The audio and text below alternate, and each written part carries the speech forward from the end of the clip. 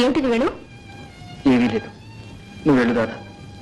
ఏమీ లేకపోతే ధైర్యమైన వాడి కంటే నీళ్ళెందుకు వస్తాయి? చెప్పు వేణు. చెప్తే నీ గుండె బరువు కొంతైనా తగ్గుతుంది. చెప్పు. చెప్పకపోతే నన్ను చంపుతున్నట్టే. చెప్పు. నిష్కారణంగా నా మీద నిందపడ్డది రాధ. నిష్కారణంగా నేనా? నిష్కారణం అయితే దానికి విచారించడం ఎందుకు? నువ్వేదైనా తప్పు చేసి దానివల్ల నింద వస్తే అప్పుడు విచారించాలి, అంతేగాని కారణం లేని కాకి కూతలకి. కాకి కూత కాదు రాధ, మా నాన్నే అన్నాడు. ఏమన్నాడు? ఏమిటి? మా చెల్లెలికి పెళ్లి చేయడం నాకు ఇష్టం లేదని నా మీద నింద వేశాడు. దీనికైనా ఈ మాట ఎవడైనా నమ్ముతాడే ఊళ్ళో? మీ నాన్న తొందరపాటు మనిషి. అది కాదు రాధ, మా చెల్ల ఏమనుకుంటుంది చెప్పు. ఏమీ అనుకోదులే. భారతమ్మ అంత తెలివి తక్కువ పిల్ల కాదు. కావాలంటారా నేను వచ్చి చెప్తాను. పనిలో పని మీ నాన్నకు కూడా బాగా చెవులు నిలిపి బుద్ధి చెప్తాను. లేలే, అసలు ఎందుకు వచ్చింది కదా? మా భారత పెళ్లికి సాగరయ్య దగ్గరికి అప్పుకెళ్ళాం. ఆయన ఒక్క అక్కులు కలిగిన తన కథ సంతకం పెట్టమన్నాడు. నేను ఒప్పుకోలేదు. ఆహా, ఇంకే వాళ్లే మీ నాన్నని రెచ్చగొట్టుంటారు. దీనికి మనం ఏం చేయాలో తెలుసా? మనం అంటే నువ్వన్నమాట.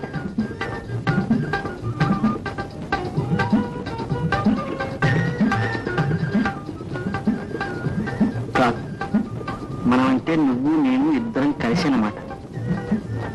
నువ్వుంటే నేను ఎంత పనైనా చేయగలను అనుకుంటా. నిజంగా? నిజంగా.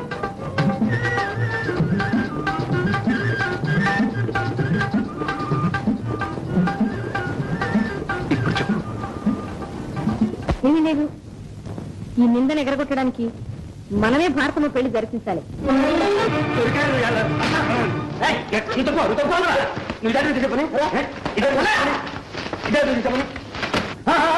మధ్య నీకెందుకు? వాళ్ళతో తెలుసుకుని నీతి లేని పశువా, వదిలా. చేసిన తప్పు ఇంకా ఎదురు తిరుగుతావు. మనకెందుకు వచ్చిన అవస్థ? కోట దగ్గర తీసుకెళ్తాం పద. ఆయన చెప్తాడు చూద్దాం. వదలండి, మేమే వస్తాం. రండి, అక్కడ మీరు బొంకులు వేస్తాం.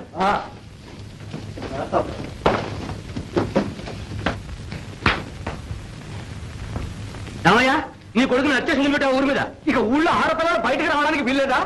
అంత మదం ఇంకా కొట్టుకుంటున్నాడే నీ కొడుకు. నీ మొహం చూసుకున్నాను, లేదా ఎక్కడ నరికి పోగొట్టండి. ఏం చేశాడు? నీ కొడుకుని అడుగు. ఈవేళ వీడు మేనగోళ్ళు అయింది, రేపు ఏం చేశాడో చెప్పరాదు? ఏమి చెప్పమంటావమ్మా? నీ కొడుకు కృష్ణలీలలో ఈ రాధటు పోతూ ఉంటే చెయ్యి పట్టుకుని గిరగిరగిర తిప్పి ఆ కాలువ పక్క చెట్టు తాటికి ఈడ్చుకుపోతాడు. కాదు. నోర్మై, ఎరా దాన్ని చెయ్యి పట్టుకున్నావా? పట్టుకున్నాను, కానీ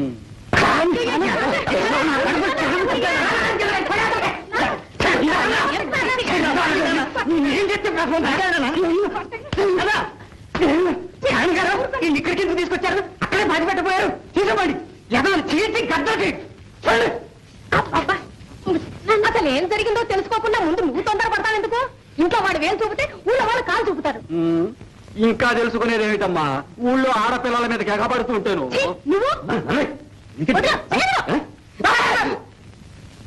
ఆయన ఎగబడలేదు, మిద్దరం కలిసి ఆడుతున్నాం. ఏమిటి కలిసినది? ఏమిటి వాడికి చుట్టాకు?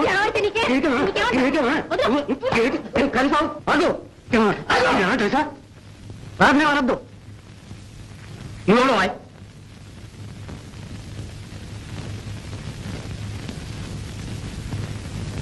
నేను రాధను పెళ్లి చేసుకోబోతున్నాను. అబ్బో, పెళ్లి చేసుకుంటాడు. ఏమిటి? అవును, మేము పెళ్లి చేసుకోదలుచుకున్నాం. నీ పెళ్లి ఆడగదే, నీ చేస్తాను పదా ఇంటికి.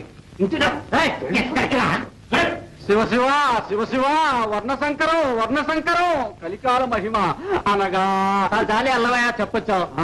నడు వెళ్ళండి. ఏంట్రా కూర్చో, దాన్ని పెళ్లి చేసుకుంటా? అవునన్న. అవును అన్న. నీతి జాతి అక్కడ నీతి. నలుగురు పెద్దలు చేరి ఏది నీతి అంటే అదే నీతి. నిజం నిజాయితీ ఎవరికీ అక్కర్లేదు. ఒకరు చేసిన పాపానికి ఇంకొకరి జీవితం నాశనం చేయడమేనా నీతి? ఈ నేతి బీరకాయ నీతులతో నాకేం పని లేదు. నేను రాధకి మాట ఇచ్చాను, అది జరిగి తీరాల్సింది. చూసావా ఈ పొగడం? ఈ అంత బరి దిగించి మాట్లాడుతున్నాడా? దానికి ఒక అబ్బా ఒక అమ్మ. మంచి చెడ్డ ఆలోచించావా వేణు? అన్ని ఆలోచించానమ్మా. ఆలోచించే దాన్ని పెళ్లి చేసుకుంటానట. అవును, పనికిరాదు. ఏమిట్రా ఇది? మీరేమనకండమ్మా. ఇదిగో, నువ్వు దాన్నే పెళ్లి చేసుకోదలిస్తే నాకు గర్భ దక్కడానికి లేదు.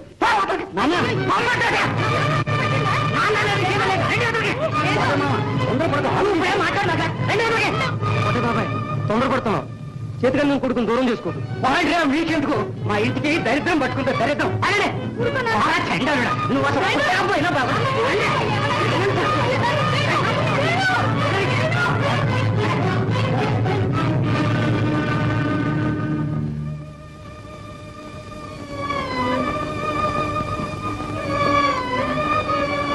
మీ నాన్న మంచి కాక మీద ఉన్నాడు కానీ పోదాం పద, తర్వాత మాట్లాడుకుందాం.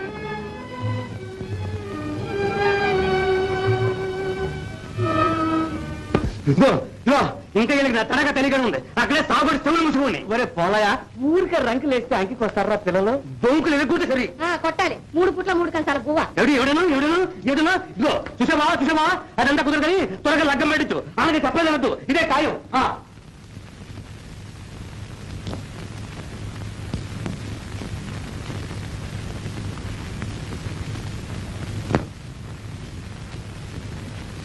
ఏం నాన్న? ఇంకా నీకు ఈ ప్రపంచం తెలియదమ్మా. ఉద్రేకంలో వేణు ఏదైనా అనొచ్చు. ఆయన అన్నమాట తప్పండి నాన్న, నాకు బాగా తెలుసు. అట్లా అనుకోకు. రేపు నలుగురు వెళ్ళేస్తామంటే భయపడి జారుకోవచ్చు. భయపడేవాడైతే అందరిలోనూ ఆ మాట ఎందుకంటాడు నాన్న? అయినా మనం కూడా ఆలోచించాలిగా. ఈ పోలయ్య గాడితో ఒక పేచి. నువ్వెన్నెన్నో చెప్పు నాన్న, ప్రాణం పోయినా నేను పోలేమో పెళ్లి చేసుకోను. దాంట్లో ఉన్న చిక్కులు. రత్తయ్య గారు, ఏం ఖర్చులు ఇటు వచ్చా? సాగరయ్య గారు రమ్మంటున్నారు బాబు. నన్నా చెప్పు. పోలయ్య రిపోర్ట్ చేశాడు అనుకుంటా. చేసుకొని మనకే. అది కాదమ్మా, సాగరయ్య గారికి మనం ఇవ్వాల్సిన బాకీ ఉండగా అది బిగించి ఈ పెళ్లికి ఒప్పుకోమంటారు అనుకుంటాను.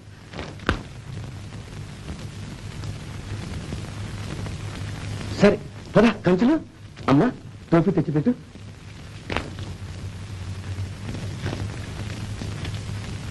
పద.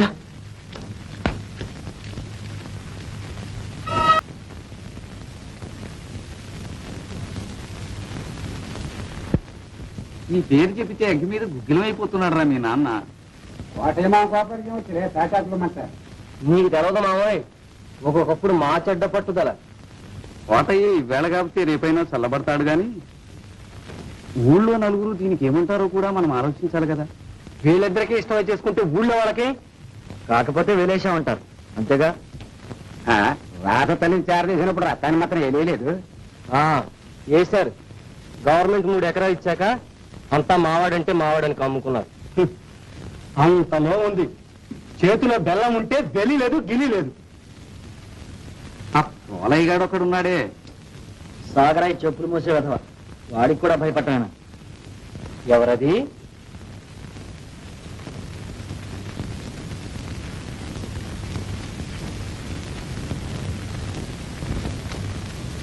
రాదమ్మా. ఏంటి ఇట్టా వచ్చా? నన్ను పోలయ్య బలవంతాల్లో పెళ్లి చేసుకుంటాడు. ఎల్లుండే పెళ్లిట. సరుకుల కోసం పట్నం కూడా వెళ్ళాడు. మీ నాన్న ఏమంటున్నాడు? మా నాన్నకేమీ తోచకుండా ఉంది. గవర్నమెంట్ ఇచ్చిన 3 ఎకరాల భూమి అప్పు కింద ఓడగొడతానని సాగరయ్య బెదిరించాట. అది వీళ్ళ పని. అప్పులిచ్చి చెప్పులు మేమంటారు. డబ్బురా డబ్బు. డబ్బు గడ్డి తినిపిస్తుంది. ఇదేం కాదు కానీ ఆ రత్నం దగ్గర వదంరా, ఆలోచిద్దాం. అవును. నేను రాను. పర్వాలేదు.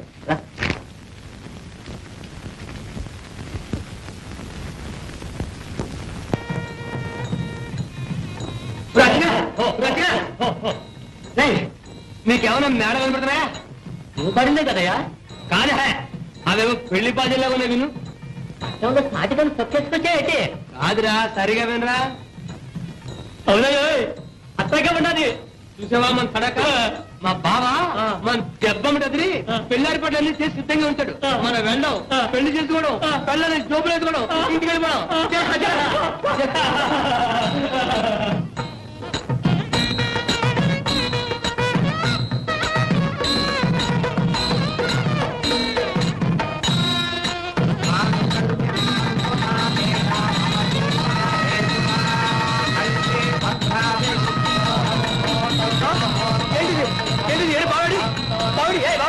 ఏంటిది నా కూతురు పెళ్లిరా పెళ్ళా పెళ్ళ పెళ్ళ నన్నే మోసం చేస్తావా పోరా పోరంబొక పొరమక పొరమక డబ్బుతో మిలిటరీగా చెడిపోవాలి మీరంతా నన్ను కొట్టడానికి వస్తారా ఎంత అన్యాయం రే బావరే మీరంతా నన్ను కొట్టడానికి వస్తారు కాదు రండి బయటకు కనిపిస్తాను పన్నీరు సామాన్లు తీరు పెళ్లి చేసుకుందామని బయట కనిపిస్తాను నేను రగతం చదువుతాను మీరు రగతం చదువుతాను